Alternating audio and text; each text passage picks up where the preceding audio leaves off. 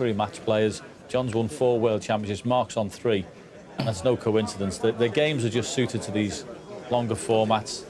And the two of them, they just know the way around the snooker table better than most. And he is going to take a heck of a lot of knocking off the #1 spot. He is that good. He is, and actually he's won 5 big events this season, and that joins Stephen Hendry and Ding Junhui, who also hold the record in world ranking events. See, that's a 5th win of the season. He's the first man to do the China Open World Double as well, and he smashes through the £1 million earnings barrier in the 2-year rolling ranking list as well. So many firsts that this guy is now beginning to achieve. Yeah, and when we look at the field of players that are potential winners, to think there's a dominant character forcing his way through is just amazing. Those wonderful moments. Sophia stealing the show. Yeah, but I think he's an exceptional player, exceptional match player. And there's already been said, I think it's going to take some performance to knock him off the perch in the next few years.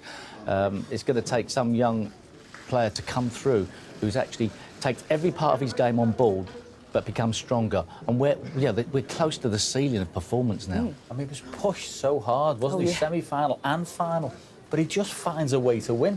And there's reserves in there, the stamina and the mental concentration, everything about him. He just wins, and it's happening a lot. And there's the question, how many more times is it likely to happen now? Because we might be looking at a guy who could seriously challenge in terms of maybe 5 or 6, or who knows thereafter. Yeah, well, it's only 33, John. Well, he's the benchmark. It's as simple as that. He is the benchmark. And if you're going to win this championship, someone's going to have to play exceptionally well to beat him, because he is the man to beat here. Now, what of John Higgins? I did say out there it would be lovely to see him back in another final.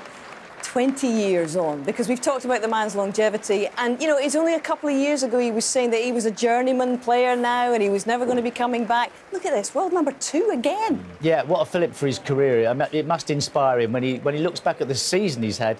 I think he'll go, well, this is just wonderful. In what could be considered the autumn of his career, to get this much confirmation of how great a player he is, I think he'll go on for a few more years yet himself. Well, the celebrations are going to continue here at the Crucible for some time to come.